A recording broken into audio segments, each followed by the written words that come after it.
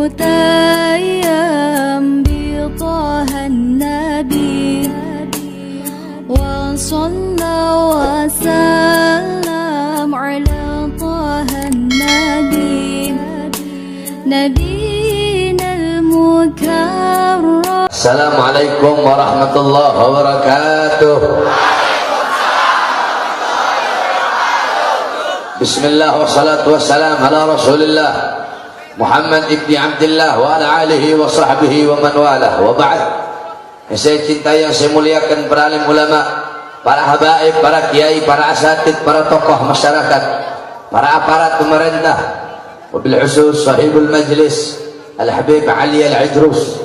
Yang saya cintai, yang saya muliakan guru kita Al-Habib Ahmad Al-Aidid.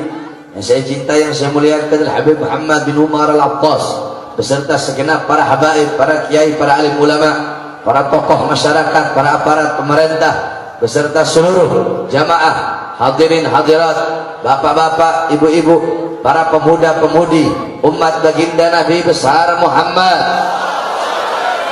yang selalu dimuliakan oleh Allah Subhanahu wa taala. Saudara-saudara, kita duduk pada malam hari yang mulia ini dalam rangka milad majlis zikir birrul walidain.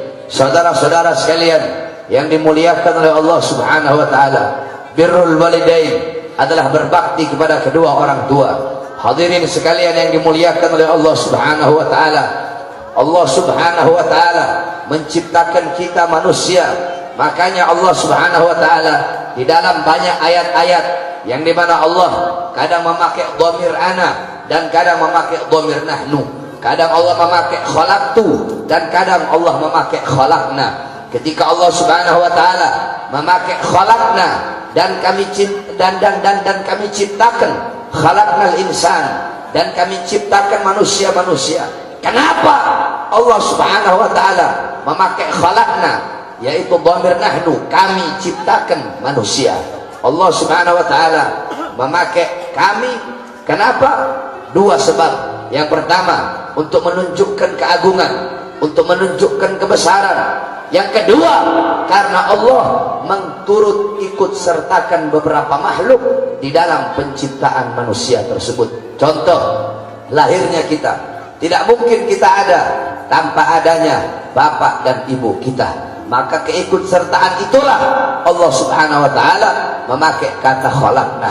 Oleh karenanya saudara-saudara sekalian, sebagaimana dalam hadis yang telah sering kita dengar, yakni ridallah fi ridal walidain wa sakhtullah fi sakhtil walidain.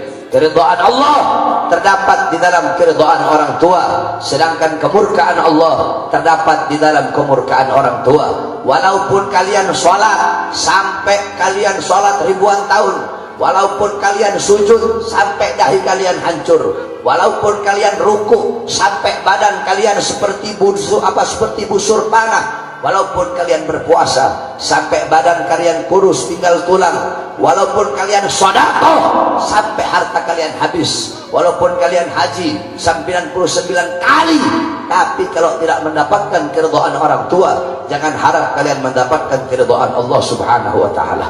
Kenapa? Karena Allah meletakkan keridhaan kepada seorang anak melalui keridhaan orang tuanya. Allah meletakkan keridhaan terhadap seorang murid melalui keridhaan gurunya, dan Allah meletakkan keridhaan terhadap seorang istri melalui keridhaan suaminya. Oleh karenanya, berbaktilah kalian kepada kedua orang tua kalian, berbuat baiklah kalian kepada kedua orang tua kalian. Pertama, kepada ibu kalian. Sahabat bertanya kepada Rasulullah, "Ya Rasulullah, setelah aku berbakti kepadamu, setelah aku melayanimu, setelah aku mencintaimu, siapa yang harus aku layani? Siapa yang harus aku berbuat baik kepadanya ya Rasulullah?" Rasulullah menjawab, "Ummuka, ibumu." Setelah ibuku siapa ya Rasulullah? Ummuka, ibumu. Setelah itu siapa ya Rasulullah? Ummuka, ibumu. 3 kali Rasulullah SAW menyebut nama seorang ibu. Saudara-saudara sekalian, ibu kita yang melahirkan kita, ibu kita yang dimana selama 9 bulan kita berada di dalam perut ibu kita, kemana-mana kita dibawa, kemanapun dia pergi kita dibawa, apa yang dia makan kita makan, apa yang dia minum kita minum. Saudara-saudara, Jangankan ketika ibu kita mengorbankan jiwa dan nyawanya untuk melahirkan kita. Jangankan dia melahirkan kita, yang dimana ketika melahirkan itu berapa banyak urat-urat dia yang putus ketika melahirkan kita. Jangankan ketika seorang ibu kita melahirkan kita, itu terlalu jauh. Satu kali hentakan kaki kita ketika berada dalam perut ibu, kita pernah kita pernah menyenggol kaki kita, menendang perut ibu kita. Satu kali tendangan kaki kita tersebut tidak bisa kita balas, walaupun kita berikan surga dan isinya kepada ibunya kita. Satu kali hentakan kaki seorang anak yang ada dalam perut ibunya tidak bisa dibalas, walaupun diberi surga beserta isinya. Maka bagaimana kita akan membalas jasa seorang ibu yang telah melahirkan kita, yang telah menjadi sebab adanya kita di dunia ini? Oleh karenanya, berbuatlah baik kalian kepada kedua orang tua kalian, lemah lembutlah kalian kepada bapak ibu kalian. Kewajiban kita sebagai anak untuk berbakti kepada kedua orang tua, untuk selalu taat kepada perintah kedua orang tua selama perintah tersebut bukanlah perintah bermaksiat kepada Allah. Sebab la ta'ata lil makhluk fi maksiatil khaliq.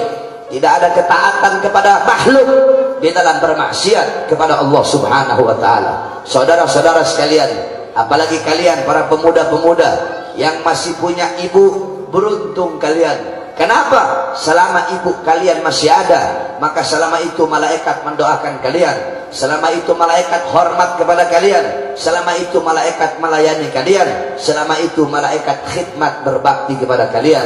Tetapi apabila ibu kalian telah tiada, apabila ibu kalian telah meninggal dunia, apa kata malaikat? Maaf, dulu aku melayanimu, dulu aku hormat kepadamu, dulu aku memuliakanmu. Sekarang ibumu telah tiada, maka aku tidak lagi hormat kepadamu, aku tidak lagi akan melayanimu, dan aku tidak akan lagi khidmat kepadamu. Oleh karenanya, mumpung masih punya ibu, taat kamu kepada ibu. Jangan pernah engkau melawan perintah ibumu, apalagi mengatakan mengatakan kepada orang tua saja tidak boleh, apalagi engkau membantah. Berapa banyak anak-anak sekarang ngomong kotor kepada orang tuanya, melawan orang tuanya, melotot di hadapan orang tuanya, membantah perintah orang tuanya, mengeraskan suara kepada orang tuanya. Jangan harap kehidupan kamu bakal senang, jangan harap kehidupan kamu bakal bahagia di dunia dan di akhirat. Saudara-saudara sekalian yang dimuliakan oleh Allah Subhanahu wa taala, Rasulullah SAW adalah seorang makhluk yang paling mulia, yang memberi syafaat kelak di yaumil qiyamah.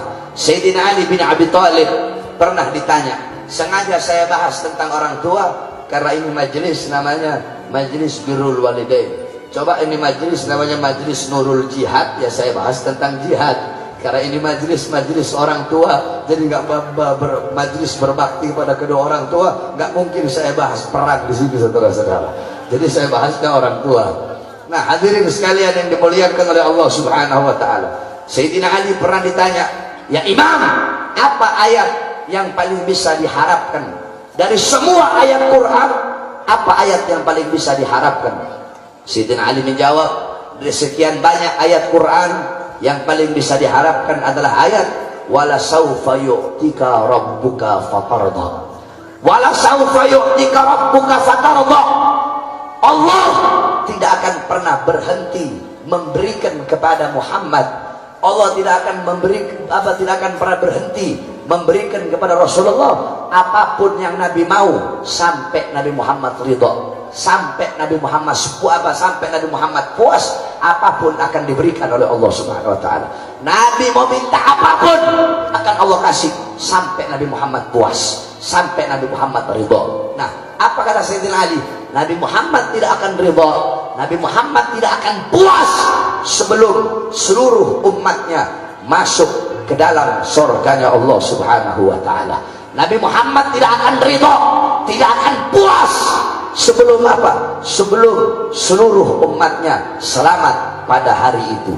Nah, saudara-saudara sekalian yang dimuliakan oleh Allah Subhanahu wa taala, kita umat Nabi Muhammad adalah umat yang pasti akan masuk ke dalam surga.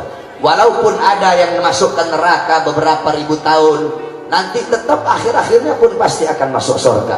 Tetapi tahukah kalian siapa umat Nabi yang terakhir kali masuk surga, yang telah direndam dalam neraka terus terakhir masuk ke dalam surga? Saya ceritakan kepada kamu.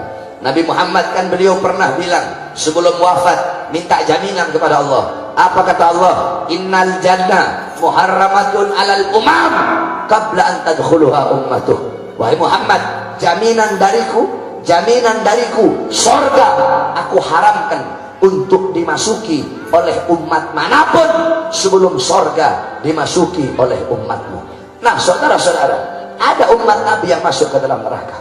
Kelak pada hari itu yang sibuk dengan kita, mengurusi kita, bukan bapak ibu kita, bukan anak istri kita, tetapi yang sibuk mengurusi kita pada hari itu adalah baginda Nabi besar Muhammad SAW. Nabi Muhammad SAW beliau berkata, ya Allah, apakah masih ada umatku yang ada dalam neraka? Masih ada wahai Muhammad.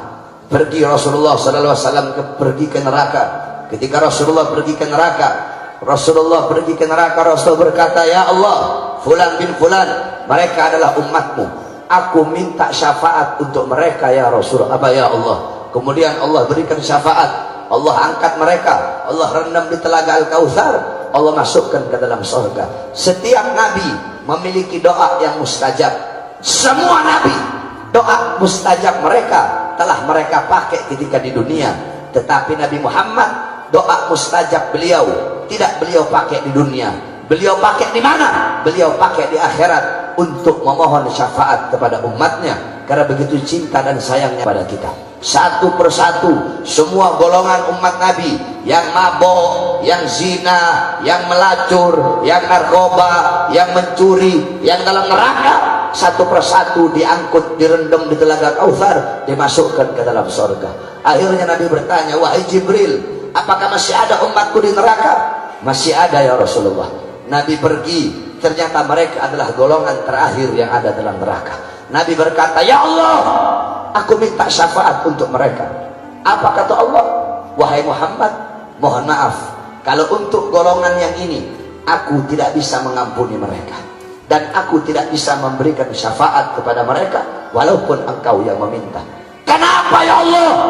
Kata Allah, kalau aku ampuni mereka berarti aku telah melanggar janjiku, yaitu apa? Ridho aku berada dalam ridho kedua orang tua mereka, kemurkaanku berada dalam kemurkaan kedua orang tua mereka. Mereka adalah anak-anak durhaka yang tidak diridhoi oleh kedua orang tua mereka. Itulah golongan terakhir dari umat Nabi yang ada di dalam neraka, saudara-saudara. Akhirnya terus bagaimana ya Allah? Orang tua mereka ada di sorga. Nabi Muhammad pergi lagi ke sorga. Nabi bilang, siapa orang tuanya fulan bin fulan, fulan bin fulan, fulan bin fulan, fulan bin fulan? Aku tidak bisa memberikan syafaat kalau kalian sebagai orang tua belum ridho kepada mereka. Akhirnya orang tuanya berkata, kami ridho ya Rasulullah, kami ridho ya Rasulullah, kami ridho ya Rasulullah, kami ridho ya Rasulullah. Mereka semua orang tuanya ridho. Nabi pergi lagi ke neraka, memohon ampun lagi, sehingga mereka kemudian diangkat oleh Allah, dimasukkan, direndam di telaga Kautsar, kemudian dimasukkan ke dalam surga. Mereka lah golongan terakhir daripada umat Nabi yang habis dari neraka dimasukkan ke dalam surga. Siapa? Mereka anak-anak yang kurang ajar dan durhaka kepada kedua orang tua. Oleh karenanya, saudara-saudara, saya wasiatkan kepada kalian, mumpung bapak ibu kalian masih ada, berbakti kepada mereka. Jangan sekali-kali kalian menada lebih tinggi. Kamu mau tahu kenapa saya sekarang bisa seperti ini? Dakwah di sana, dakwah di sini, dakwah di sana, dakwah di sini, dakwah di sini, dakwah di sini. Bukan karena diri saya, bukan karena saya mondok berapa tahun, bukan. Tetapi ini saya dapatkan karena berbaktinya saya kepada saya punya umi yang masih hidup sampai sekarang. Saya punya umi, saya bikin seperti raja, saudara-saudara. Saya punya ibu, saya taruh di atas kepala. Banyak cerita-cerita yang tidak bisa saya ceritakan di sini tentang bagaimana berbaktinya saya kepada saya punya ibu. Walaupun ibu saya bukanlah seorang syarifah, ibu saya bukan syarifah, ibu saya bukan cucu Nabi, ibu saya walaupun bukan Syaifah, tapi saya taruh beliau di atas saya punya kepala, sehingga saya jadi seperti ini berkat doa daripada saya punya ibu. Apapun perintah ibu saya selalu saya laksanakan. Ibu Umi, anak punya Umi bilang A, saya A. Umi bilang B, saya B, sampai detik ini. Umi saya bilang ya Muhammad, nama saya kan Muhammad Bahar. Kalau Umi saya panggil saya Muhammad, bukan Bahar. Sama saya ini Muhammad Bahar. Jadi saya sama Abah, sama Umi itu saya dipanggilnya Muhammad, bukan dipanggil Bahar. Ya Muhammad, ini begini. Ya Umi. Muhammad, ya Umi. Kemarin di Manado, kalau bukan Umi saya yang tahan saya sudah maju lawan untuk itu Laskar Manguni. Tapi berhubung Umi saya yang tahan saya, ampun, saya nggak berani melawan perintah Umi saya. Oleh karenanya Habib Umar bin Hud al-Attas, siapa yang tidak kenal beliau? Habib Umar bin Hud al-Attas menjadi wali besar. Kenapa? Karena baktinya beliau kepada ibu beliau. Oleh karenanya kalian para pemuda-pemudi Islam berbakti kepada bapak ibu kalian, apalagi ibu. Kalau bisa, kalau kalian mau ngikut saya, setiap malam Jumat itu kalian ambil air, cuci kaki ibu kalian. Kalian cuci kaki ibu kalian, kemudian kalian minum airnya, minta ridha kepada ibu bapak kalian. Saudara-saudara, saya mau tanya sama kamu semua yang hadir di sini, jawab yang keras. Kalau saya ngasih jam tangan saya kepada kamu, kira-kira kamu bilang apa kepada saya? Bilang apa? Bilang terima kasih kan? Saya ngasih jam tangan saya kepada kamu, kamu bilang terima kasih. Bapak ibu kamu, bapak kamu yang mulai dari bayi cari nafkah, kepanasan, kehujanan, pagi, siang, sore, malam untuk memberi makan kamu. Ibu kamu yang membawa kamu, hamil kamu 9 bulan, melahirkan kamu, yang kalau kamu menangis tengah malam, dia bingung, dia cebok kamu, dia cuci pakaian kamu, dia masak untuk kamu sampai selama puluhan tahun sampai sekarang. Apakah pernah kalian bilang terima kasih? Serahkan saya hanya ngasih jam tangan, kalian bilang terima kasih. Bapak kalian dari kalian lahir sampai sekarang nyari nafkah buat kalian, kalian nggak pernah bilang terima kasih. Ibu kalian 9 bulan kandung kalian, melahirkan kalian, mengorbankan jiwanya, nyawanya, urat-uratnya putus, menahan rasa sakit yang luar biasa, menyusui kalian, darah daging kalian dari darah dagingnya. Kalau kalian sakit, dia susah, dia kepikiran, bahkan dia rela mengorbankan jiwa dan nyawanya demi hidupnya kalian. Pernah kalian mengatakan terima kasih?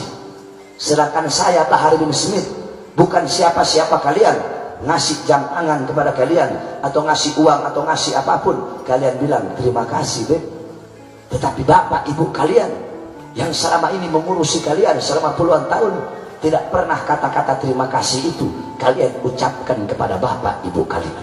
Oleh karenanya wasiat saya yang terakhir, semua anak-anak muda yang hadir di sini, semua, kalau memang kalian cinta kepada Nabi Muhammad, cinta kepada Habib Ali, cinta kepada ini majelis, kamu pulang dari sini, yang masih punya ibu, cuci kaki ibu kamu, kamu minum airnya, peluk kamu punya ibu, cium kakinya, minta ridha dunia akhirat, sebab itu adalah sumber daripada keselamatanmu dunia akhirat. Al-qalbu mutayyam bi tahan nabi wa sallallahu wa sallam ala tahan nabi